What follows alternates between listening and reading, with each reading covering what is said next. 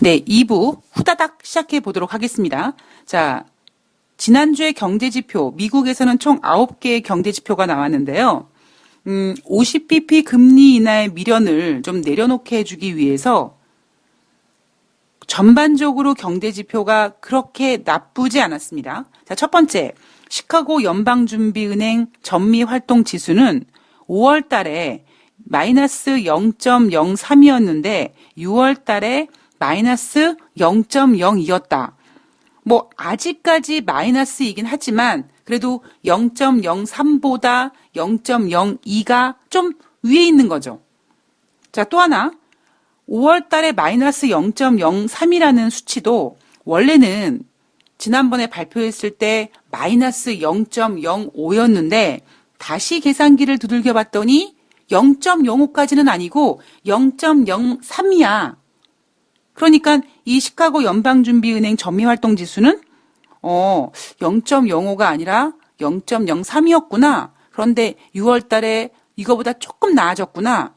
왠지 느낌적인 느낌에 좀 회복되고 있는 듯한 느낌을 받게 됩니다.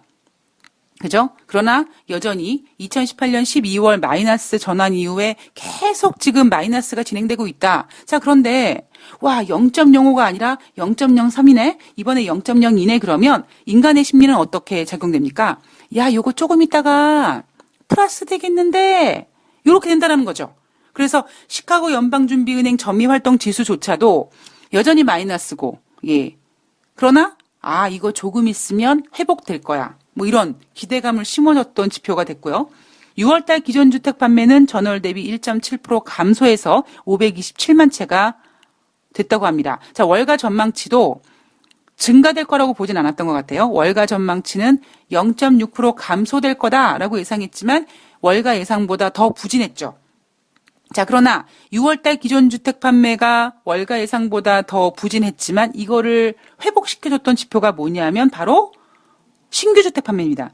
신규주택 판매가 전월 대비 7.0% 증가해서 64만 6천 건을 기록했다. 자, 그래서 기존주택 판매가 까먹었던 그 부진함을 신규주택 판매가 잘 나옴으로써 그래 뭐 주택시장 뭐 그렇게 우려되는 건 아닌 것 같아. 이런 심리 만들어줬고요. 그리고 리치몬드 연방은행 7월달 제조업지수 6월달에 이었는데 7월달에 마이너스 12로 사실 크게 하락하긴 했습니다. 그런데 뭐 이런 거죠. 야, 미쓰리가 그랬어. 이 기준선이 0인 경제지표들은 신뢰가 잘 안 간대. 워낙 변동성이 크대. 이렇게 체크해버리면 무난하게 패스시킬 경제지표입니다.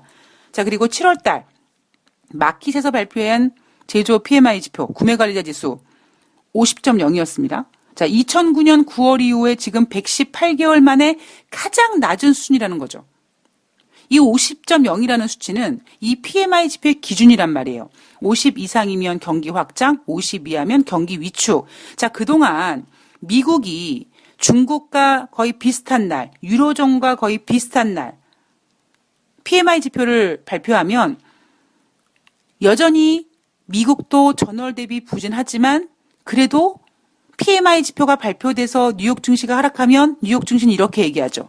야, 우리 미국 PMI 지표가 부진해서 우리나라 뉴욕 증시가 빠졌어. 이렇게 얘기하지 않고 야야야, 저 중국 PMI 지표 진짜 그지같이 나왔더라. 야, 우리는 아직까지 50 이상인데 쟤네 웬일이니? 야, 유럽은 47 나왔어. 뭐 이렇게.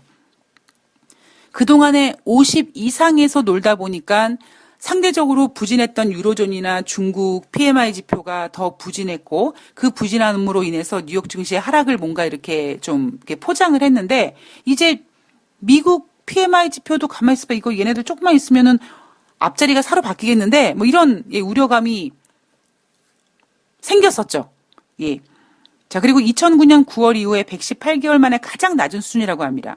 자, 미쓰리가 이런 얘기 해드리죠. 지금 인류는 역사상 한 번도 겪어보지 못했던 유동성. 그 유동성이 지금 사람을 지배하고 있다. 자, 미쓰리, 역사적으로 가장 뭐 엄청난 유동성 이거 뭐야? 무슨 뜻이야? 라고 물어보신다면 여러분 혹시 기억나십니까? 그동안 돈을 풀어서 어떤 경기 확장세, 누가 제일 길었나 그 순위를 책정했을 때 작년인가 재작년까지는 뭐 제일 첫 번째가 언제였고 두 번째가 언제였고 세 번째가 언제였고 이 순위에서 2위였었거든요. 지금 현재 상황이. 근데 그 1위의 순위를 이제 바꿨습니다.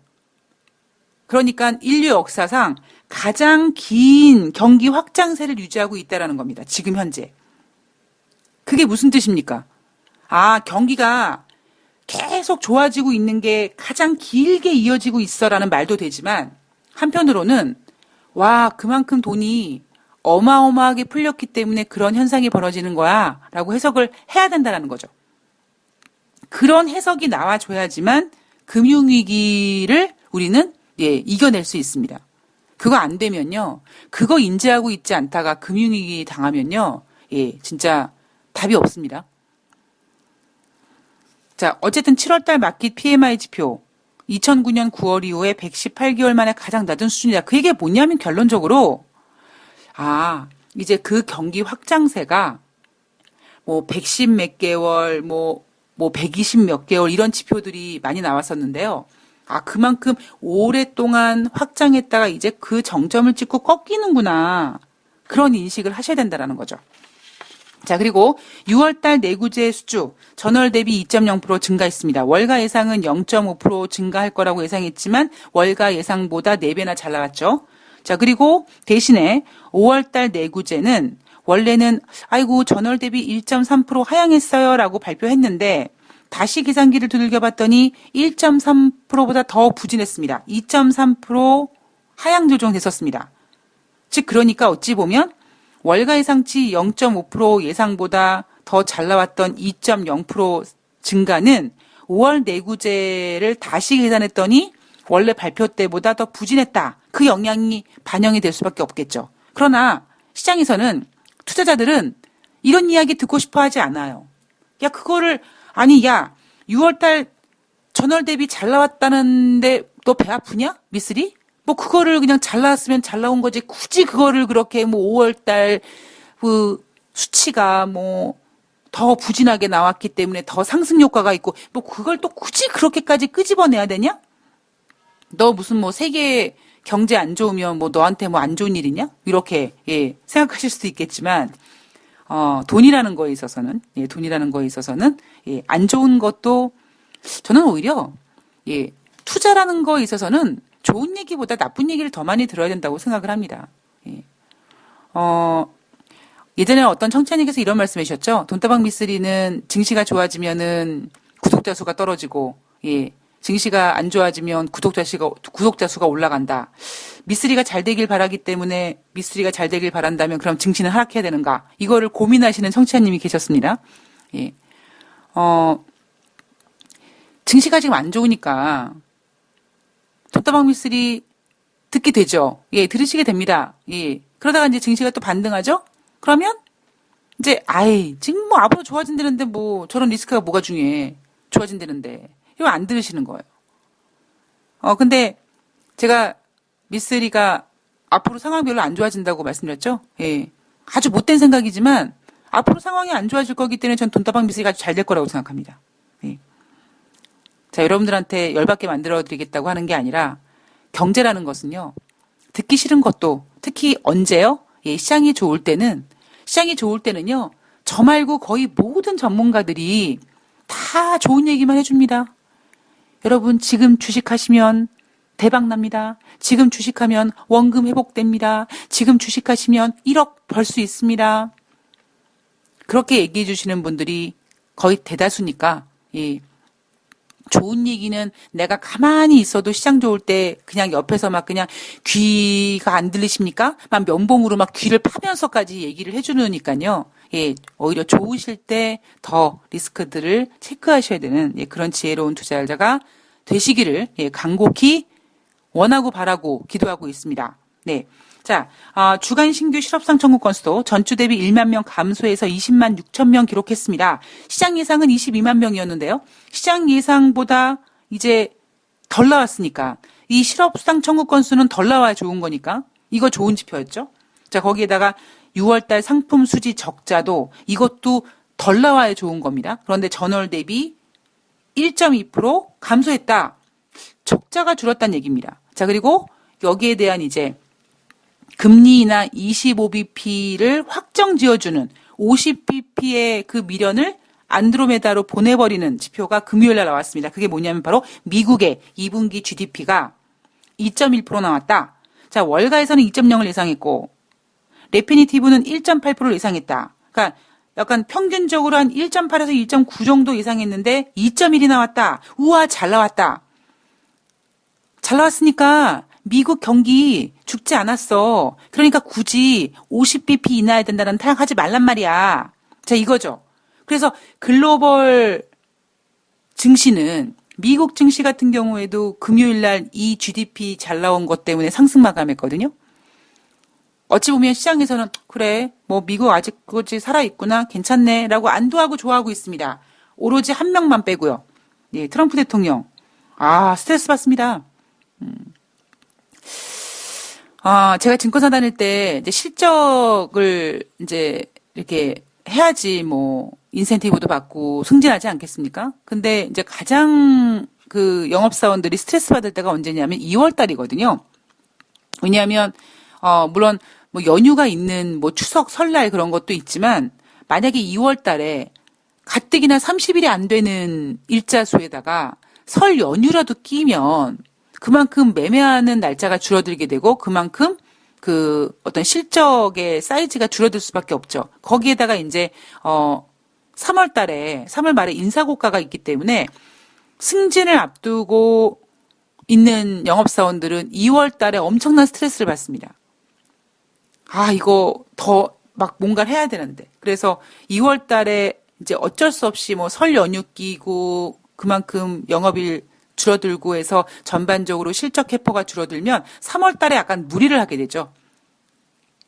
그래야지 3월 초에 무리를 해야지만 뭔가 그걸 메꿀 수 있다고 생각하니까 그것처럼 지금 트럼프 대통령은 2019년도 올해 GDP 경제 성장률 3%를 넘기고자 하는 목표가 있기 때문에 1분기 때는 감사하게도 3.1%가 나왔지만 2분기 때는 지금 2.1%가 나왔고요. 지난번에 1분기 때 속보치가 3.2였는데 잠정치, 확정치를 거치면서 0.1% 줄어들었거든요. 자, 만약에 이번에도 속보치는 2.1이 나왔지만 한 달 뒤에 발표되는 잠정치에서 만약에 2.1보다 부진하게 나온다면 또 그 다음 달에 2.1을 넘기지 못한다면 확정치가 넘기지 못한다면 트럼프 대통령은 3분기 때 3% 이상 3%대 중반 이상을 만들어내야 되거든요. 그러니 연준을 얼마나 압박하겠습니까? 아마 제 생각에는요. 제롬 파월 연준 의장은 매일 밤마다 트럼프 대통령이 목 졸리는 그런 가위에 눌릴 거고요. 트럼프 대통령은 아마 매일 밤마다 자다가 이불 차면서 제롬 파월 연준 저 새끼 때문에라고 욕할 것 같습니다. 자, 미국의 경제 지표 보세요, 여러분. 전반적으로 분위기가 나쁘지 않았습니다. 그죠? 미국 경제가 나쁘지 않다라는 걸 가지고 지난주에는 50bp의 미련을 버렸다라고 보시면 될 것 같습니다. 자, 글로벌 이슈 유럽으로 넘어가 보도록 하겠습니다. 지난주에 이제 드디어 영국의 보수당 당대표가 선출되었고요. 영국의 총리로 지명된 보리스 존슨. 자, 똥도 서서 쌀 것 같은 그 꼿꼿함으로 10월 31일 무조건 브렉시트 한다라는 각오를 계속 보여줬습니다. 자, 영국판 트럼프라고 하죠, 이 사람은. 자, 브렉시트를 완수하고 국가를 통합하겠다. 예외는 없다. 노딜 브렉시트 발생할 가능성을 대비해서 본격적으로 준비하고 있다고 합니다. 그리고 2022년 총선이 예정되어 있는데 그 총선을 앞당길 가능성도 있고요. 대신에 브렉시트 이후에 영국에 머무르고 있는 유럽연합 회원국 주민들이 영국을 떠나지 않고 계속 살 수 있는 그런 어떤 법안을 추진하고 있고요. 대신에 하드코어 새 내각 명단을 발표했습니다. 지난번 보수당 당대표 마지막 경선 그 경쟁자였던 제레미 헌트는 보리스 존슨이 너 뭐 총리는 안 돼서 안 됐지만 그래도 열심히 했으니까 내가 너한테 국방부 장관직 줄게 라고 했더니 제레미 헌트가 됐거든 라고 거절했습니다. 자, 8월 초에 이 보리스 존슨은 유럽연합 주요국을 방문합니다. 방문해서 뭐 하겠습니까? 협상 다시 하자고 합니다. 유럽연합에서는 어떤 생각이에요? 야, 협상은 안 되고 니네 정부 지금 상황이 복잡하니까 시간을 더 줄게. 근데 보리스 존슨은 절대 아니야. 우리 시간도 필요 없어. 그냥 우리랑 협상하든가 우리 10월 말에 나가든가 할 거야. 이렇게 지금 강경한 반응을 보이고 있습니다. 자, 이런 부분이 미쓰리도 걱정하고 있지만 보수당 핵심 내각 줄사태가 진행되면서 보수당 내에서도 걱정하고 있어요. 야, 저 새끼 저거 똥도 솟아 쌀 것 같은 저 꼿꼿함으로 진짜 노딜 브렉시트 하면 어떻게 하지? 그래서 보수당 원로들이 이 노딜 브렉시트를 막을 수 있도록 엘리자베스 2세 여왕한테 좀 도와주세요. 저 새끼 저거 개또라이 같아가지고요. 진짜 노딜 할 거라니까요. 이렇게 요청했다고 합니다. 자, 또한 제2국민투표를 지지하는 제4당인 자유민주당은 보리스 존슨 저 총리의 트럼프 같은 행동, 저 어떤 강경함을 좀 저지하기 위해서 모든 일을 하겠다라고 했습니다. 그래서 당장 8월 초에 유럽연합으로 달려가서 재협상을 요구하겠지만 영국 내에서는 이 보리스 존슨의 어떠한 행동들을 좀 막기 위해서 이 정부 차원에서 정치 차원에서 정치권 내에서 상당히 복잡할 가능성이 있죠. 자, 그리고 경기 지표와 금리 결정에 대한 부분을 좀 보면은요. 7월달 유로존 제조 PMI 지표 51.5가 나왔습니다. 75개월 만에 최저치였고요. 시장 예상은 52.1을 예상했으나 시장 예상보다 부진했습니다. 그리고 독일, 즉 유로존의 가장격인 독일의 제조 PMI 지표가 43.1이 나오면서 84개월 만에 최저치입니다. 자, ECB에서 지난주에 금리 결정했죠. 현재 유지하고 있는 마이너스 금리, 제로 금리 내년 상반기까지 일단은 유지하기로 했고요. 추가적으로 문구가 포함된 게 뭐냐면 내년 상반기까지 지금 유지하고 있는 금리 상황을 유지하거나 혹시 필요하면 더 낮은 수준으로 유지할 것이다 라고 얘기하면서 ECB가 앞으로 금리를 인하할 수 있구나라는 가능성을 열어줬습니다. 그런데 시장에서는 금리 인하 하지 그랬어. 왜 금리 인하 안 했어. 이번에 이 실망감 때문에 ECB에서 이렇게까지 우리 금리 인하할 수 있어? 라고 얘기했는데 여기에 성이 안 찹니다. 그래서 ECB 통화정책회의가 결정되는 날 유럽 증시가 하락했고요. 특히 독일은 가장 많이 하락했습니다. 아니 젠장 맞을 지금 죽어라 하고 있는데 독일은 금리 인하 안 해주면 어떡할 거야. 우리가 지금 똥줄 타고 있는데 뭐 이런 분위기였겠죠. 자, 그리고 ECB에서는 이제 조만간 드라기 총재가 떠나고 라가르드 IMF 총재가 드라기 총재의 바통을 이어받는데 우리 ECB 입장에서는 라가르드 총재 나쁘지 않아? 라고 이렇게 반대하지 않는다라는 성명도 발표했습니다. 자, 그리고 유럽연합에서 유로화를 사용하는 19개 회원국인 유로존의 국가부채가 2019년 1분기에 전년 동분기 대비, 작년 4분기 대비 다시 증가했다라는 내용도 지난주에 나왔죠. 4분기 말 대비 국가부채, 유로존의 국가부채가 0.8% 증가됐고요. 그리고 유로화를 사용하는 19개 회원국 말고 유럽연합 28개국 전체 국가 채무 비율은 4분기 말 대비 0.7% 증가했습니다. 가장 많이 증가했던 나라가 벨기에라고 말씀드렸죠. 자, 유럽연합은 작년 11월 달에 메이 총리와 협상한 협상 결과에 대해서 재협상은 없다라고 다시 한번 확인했고요. 영국이 만약에 아무런 합의 없이 유럽연합을 탈퇴하는, 즉 노딜 브렉시트가 발생되는 것은 가장 치명적인 시나리오다라고 우려감을 표명했습니다. 그리고 새로운 IMF 총재를 위해서 유럽연합에서는 5명의 후보를 뽑아서 7월 말까지 5명 중에 4명을 탈락시키고 1명으로 압축해서 유럽연합이 전폭적으로 지지해 주기로 했죠. 왜? 그동안 IMF 총재는 유럽에서 나왔는데 선출됐는데 최근 유럽이 좀 엉망진창 개판 5분 전 콩가루집 구석이 됐거든요. 그러니까 혹시라도 유럽 위상이 좀 떨어지니까 이번에 IMF 총재가 유럽 외 국가에서 나올 수도 있지 않을까. 그러니까 우리 유럽연합이 괜히 뭐 벨기에 누가 포르투갈 누가 우리가 이렇게 하지 말고 힘을 모아서 유럽연합에서 IMF 총재가 나올 수 있도록 1명의 후보를 선출해서 일단 무조건 빨리 힘을 밀어주자. 그렇게 결정을 했죠. 그래서 7월 말에 유럽연합에서 이제 지지하고자 하는 그 한 명의 IMF 총재 후보가 결정이 됩니다. 재미있었던 사실은 지난번만 하더라도 유럽연합에서는 영란은행 총재를 가장 유력하게 IMF 총재로 밀어주자라고 지목을 했지만 지금 보리스 존슨이 저렇게 강경한 반응을 보이자 그 5명의 후보 중에서 영란은행 총재를 쏙 빼버립니다. 자, 다음에 또 그러니까 어차피 IMF 총재는요. 요거는 10월 달까지 가야 되니까.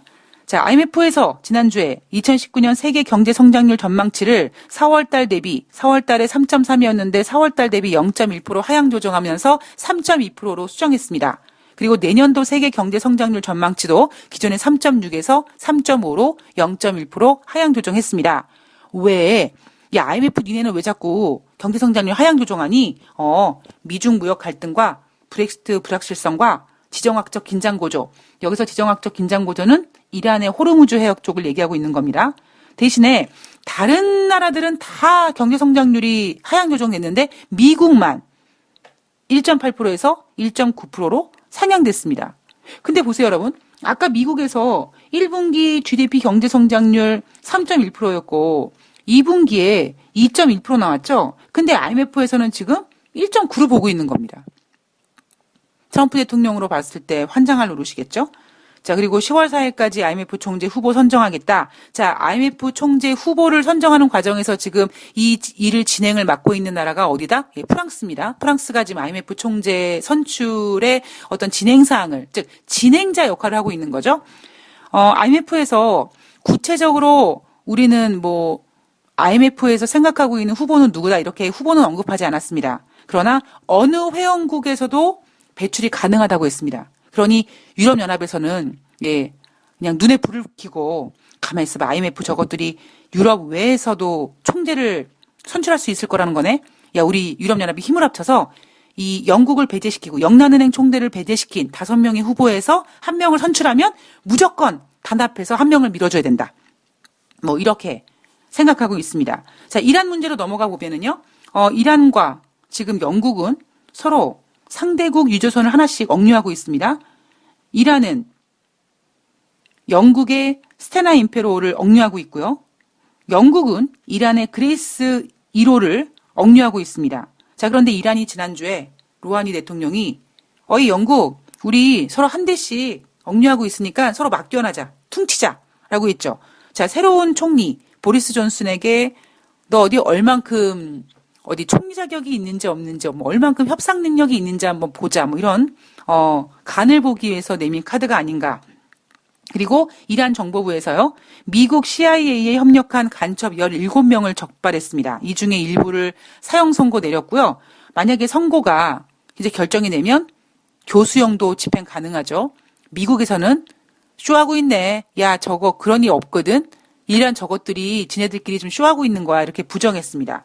자, 그리고 이란의 호르무즈 해역의 어떤 그 우려감, 영국 항공과 독일 루프트한자는 이집트 카이로행 항공편을 중단하기로 했습니다. 그리고 영국의 새로운 총리 보리스 존슨은 핵합의 탈퇴 시나리오 이거 현실화시킬 수도 있을 거라는 우려감 나왔죠. 왜냐하면 보리스 존슨은 영국판 트럼프니까. 자, 미국 국방부는요. 사우디아라비아에 500명 군병력을 배치하기로 결정을 했고요. 그리고 영국과 인도, 네덜란드 이렇게 호위 연합체 동참이 형성이 됐습니다. 사우디아라비아는 우리는 군사는 안 되고 대신에 선박보호기금 즉 돈으로 때울게 라고 했고 있고요. 자, 우리나라도 논의가 됐죠. 우리나라 같은 경우도 지금 군 당국에서 자, 파병이 가능한지 아닌지 법률 검토를 착수했다라는 보도가 토요일 날 나왔습니다. 이란이 지금 영국에게 유조선을 교환하자라고 얘기한 상태에서 연합군의 어떠한 그 조직이 지금 형성되고 있고요. 일본은 좋아하겠죠. 중국은 어떻게 될지 아직까지 얘기는 나오고 있지는 않는 것 같습니다. 자, 터키는요. 지난주에 기준금리 현행 24%에서 19.75%, 즉 4.25%를 인하했습니다. 2016년 이후 처음이고요. 총재를 교체 후에 시장 예상에서는 중앙은행 총재가 금리를 인하하지 않는다고 대통령이 저렇게 모가지를 댕강 잘라놨으니 부총리가 총리가 된 입장에서 그 부총리는, 즉 새로운 총재죠. 총리가 아니라 총재죠. 새로운 총재는 금리 인하를 안 할래 안 할 수밖에 없겠구나. 그러면 얼마를 할까? 한 2에서 3% 정도 할까? 라고 했는데 그 새로운 터키 중앙은행 총재가 에르도안 대통령의 기대에 부응하기 위해서 시장 예상보다 더 많이 4.25% 금리를 인하했습니다. 자, 미국과 유럽의 긴장감도 지난주에 있었는데요. 유럽연합은 만약에 프랑스가 유럽산 자동차 부품에 관세 부과하면 우리 350억 유로에 해당하는 미국산 제품에 보복관세 부과할 거다. 그리고 우리는 이미 기본적으로 350억 유로 상당의 그 보복관세 리스트 지금 준비하고 있다. 뭐 이렇게 발표했고요. 그리고 프랑스 같은 경우에는 디지털세를 부과하기로 했습니다. 글로벌 매출 7억 5천만 유로가 발생되는 기업, 그리고 프랑스 내에서 2,500만 유로를 만들어내는 기업은 프랑스 정부에다가 매출액에, 프랑스 내에서 만들어지는 매출액의 3%에 해당하는 금액을 세금으로 내야 된다. 자, 그렇게 조건을 걸어놨더니 이게 거의 대부분 미국의 굵직한 공영 IT 기업들이었다. 자, 트럼프 대통령이 저 새끼들이 마크롱 대통령 저게 나이 어린 놈이 저게 가만히 보니까 깝죽거리네. 우리 마크롱 대통령이 디지털세 부과해서 우리 미국도 보복관세 좀 해야겠어. 보복관세 시사했습니다. 그리고 그 품목이 와인이라는 것도 어느 정도 이렇게 정보를 흘렸습니다. 어떻게 흘렸냐 하면 트위터에다가 나는 항상 미국 와인이 프랑스 와인보다 좋다고 말해왔거든. 네, 이렇게 얘기했습니다. 자, 미국과 중국으로 넘어가 보면은요. 자, 미국 쪽에서 나온 이야기들을 먼저 보도록 하겠습니다. 이란산 원유를 사고 판 혐의로 중국의 국영 에너지 업체에다가 제재를 가했습니다. 그 기업이 어디냐면 바로 중국 국영 난광그룹의 자회사인 주하이 전능과 그 CEO에게 제재를 가했습니다. 자, 이게 이란산 원유를 사고 판 혐의라고 했지만 이게 또 어찌 보면 이란과 미국 간의, 그러니까 미국이 이란을 제재함으로써 발생되는 일이기도 하지만 이게 또 엮이고 엮다 보니까 중국까지 엮이게 되는 거예요. 네. 자, 그리고 두 번째. 중국 최대 통신 장비 업체 화웨이가 북한의 3세대 3G 무선 네트워크 구축 사업에 몰래 관여했다. 예. 트럼프 대통령이 요거 북한이 연계돼 있어가지고, 예. 우리가 한번 조사해보겠다라고 얘기를 했습니다. 그리고 세 번째, 트럼프 대통령이 중국과의 어떤 관계에서 미국과 중국의 어떤 협상단이 전화통화를 통해서 매우 좋은 대화를 했다. 자, 미중 협상단이 직접 대면해서 협상을 재개할 것이다라고 언론에 흘렸고요. 그리고 이제 그 다음에 30일부터 31일까지 예, 중국 상하이에서 두 나라가 이제 테이블에 마주대고 다시 협상을 재개합니다. 자, 어떤 내용이 나올 것이냐. 미국에서 나온 얘기는 이번 논의는요. 지식재산권, 기술강제 이전 금지, 비관세 장벽, 농업, 서비스, 무역 적자, 그리고 만약에 중국이 그 합의를 이행하지 않았을 때 미국이 어떻게 강제하는지, 강제적인 제재를 제하는지 뭐 그런 걸 얘기할 거예요 라고 멋있게 얘기했는데 실제로는 좀 다르죠. 예. 실제는 너무 간단합니다. 뭐예요? 중국 쪽에서는 야, 미국 니네 화웨이 얼만큼 제재해 줄 거냐? 니네가 제재해 주는 거 보면서 우리가 콩 사줄게. 뭐 이런 개념인 거죠. 자, 그리고 기업들이 화웨이 거래 신청서를 이제 미국 정부에다가 제출했는데 미국 정부가 그 35개 기업들의 50여 건의 거래 승인 신청, 예, 요거 검토 마칠 예정이다라고 했습니다. 그래서 주중반에는요, 금리 인하에 대한 어떤 그 우려감, 그러니까 금리 인하에 대한 우려감이 아니라 50bp 안 하면 어떻게 하지라는 우려감 때문에 증시가 실망할까봐 주중에는 트럼프 대통령이 중국과 좋은 대화를 나누고 있다, 조만간 얼굴 맞대응할 것이다, 뭐 이런 이야기 흘리면서 증시가 상승했고요. 그리고 상하이에서 협상이 재개되는 거 가지고 뉴욕 증시가 상승하긴 했습니다만 일단 뉴욕 증시가 무너지지 않다 보니 그 뒤에 나오는 얘기, 주 후반에 나오는 얘기 뭐였냐면 레리 커들러 국가경제위원장이 다음 주에 예정된 중국과의 무역 협상에서 대단한 합의 기대하지 않는다라고 얘기했습니다. 그럴 수밖에 없는 게 만약에 미국이 이번에 상하이에서 만나서 얘기하는 거 좀 좋은 결과가 나왔으면 좋겠어요라고 얘기하면 그 얘기 자체만 놓고 봤을 때 왠지 미국이 중국에게 콩 사달라고 애걸복걸하게 되는 그림이 나올까 봐 됐어. 우리 이번에 기대도 안 해. 이렇게 쿨한 척 한 거죠. 자, 그리고 WTO 개발도상국 지위 혜택에 대해서 지금 미국이 그 WTO 개발도상국의 지위를 박탈하는 것에 대해서 고민하고 있다고 합니다. 거기에 한국도 포함되어 있고요. 그리고 중국은 별도로 거론하면서 불공정 혜택을 받고 있다라고 했죠. 제가 어제 방송에서 미쓰리가 생각했을 때 한국을 개도국 지위 혜택에서 배제시키는 걸 고려하는 이유는 김정은이 어떻게 좀 해봐. 대한민국 정부, 대한민국 어떻게 해봐. 대한민국 전 국민이 김정은한테 보내는 편지라도 한번 써봐 어떡해. 뭐 이런 거죠.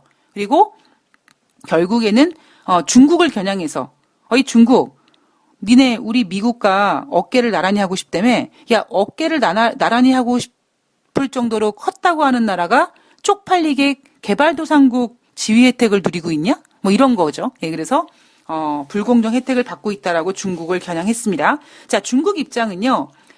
미국의 극단적 압박이 이란 핵 긴장 국면의 근본 원인이다라고 지적했습니다. 이게 무슨 소리냐? 트럼프 대통령이 미국이 단독으로 이란을 칠 수는 없으니까 지금 연합군을 조성하고 있고, 그리고 그 연합군의 어찌 보면 리더가 영국이거든요. 그러니까 이게 참 이해가 안 가는 게 이란과의 긴장감은 맨 처음에 시작됐던 거는 트럼프 대통령이 이란 핵합의 탈퇴하면서 이란을 제재하면서, 즉 이란과 미국의 긴장감이었는데 시간이 흘러 가다 보니까 어떻게 보면 이란과 영국의 긴장감이 되어버렸습니다.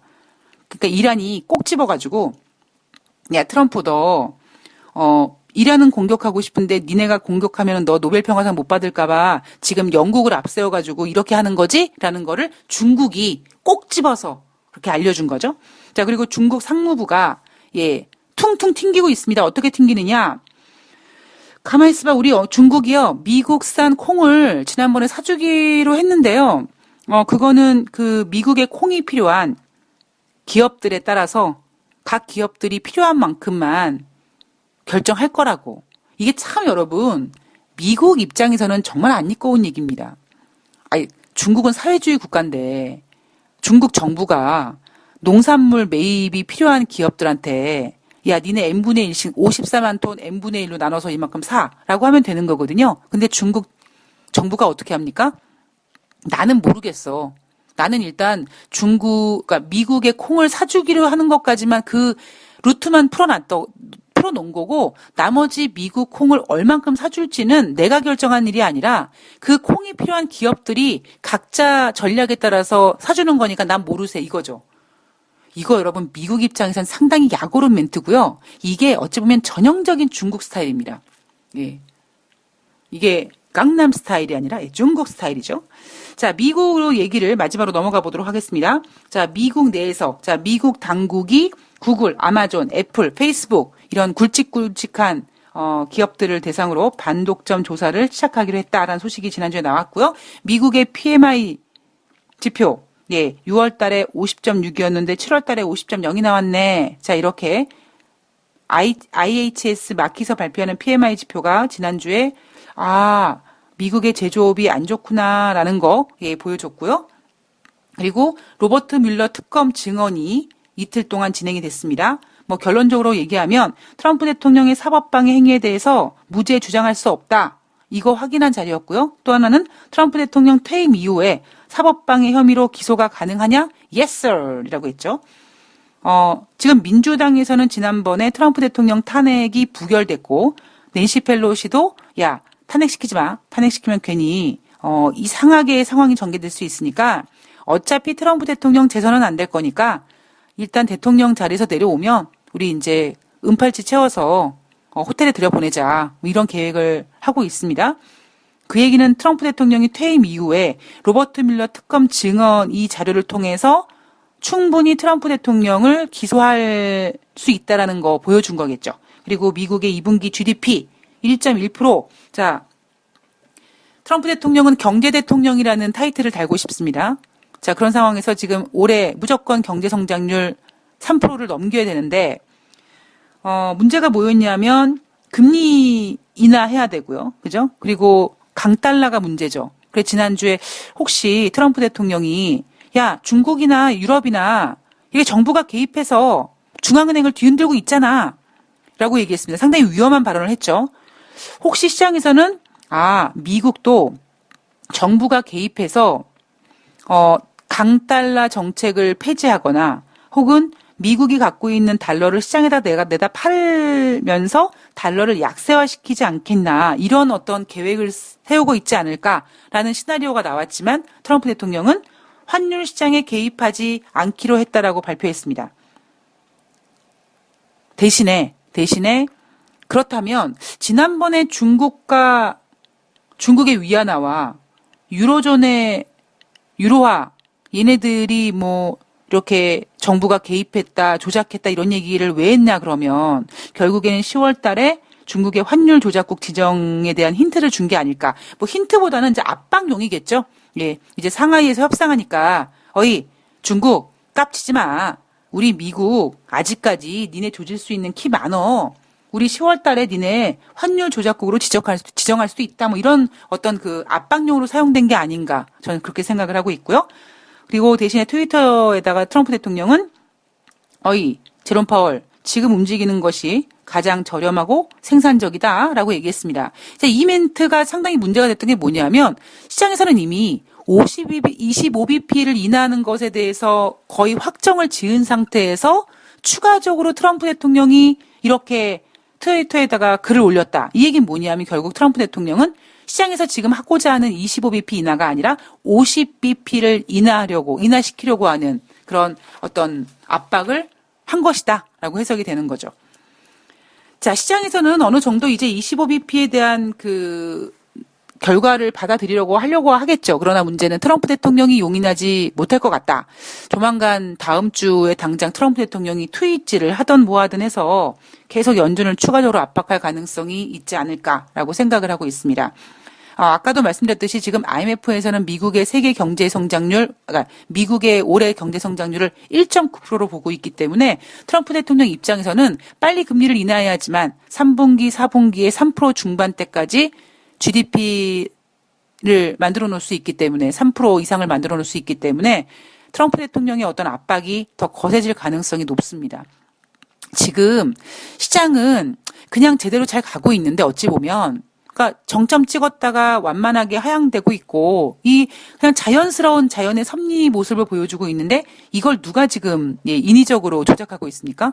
트럼프 대통령이 자기에게 유리하게끔 그것도 오로지 자기가 재선되기 위해서 오바마를 이기기 위해서 지금 시장을 인위적으로 막 변화시키고 뭔가 막 억지로 하고 있습니다. 연준의 금리도 자기 압박으로 더 인하시키려고 하고 있고 뭐 여러 가지로 자기가 유리한 쪽으로 지금 방향을 몰고 있습니다. 여기에 대한 부작용은 분명히 생길 겁니다. 자, 돈다방 미쓰리 일요일 방송 여기서 마치겠습니다. 저는 아침에 일어나서 지금 아직까지 우리 강아지 산책을 못 시켰는데요. 여전히 지금 밖에 비가 억수같이 쏟아지고 있습니다. 자, 모두 편안한 휴일 보내시고요. 아마 오늘 대부분 그 가정 내에서 편안하게 보내시지 않을까 싶습니다. 휴가를 보내고 계신 분들은 즐거운 휴가 보내시고요. 저는 내일 7월 29일 날 과연 7월의 마지막 주이자 8월의 첫 번째 주인 한 주 동안 우리 투자자분들은 어떤 거를 체크해야 되고 어떤 일들이 일어날 거며 시장에서 보여주지 않으려고 하는 이슈들은 또 뭐가 있을까? 그런 것들 꼼꼼히 체크해서 가지고 오도록 하겠습니다. 자, 비 피해 조심하시고요. 건강하고 시원한 하루 되시기 바랍니다. 고맙습니다.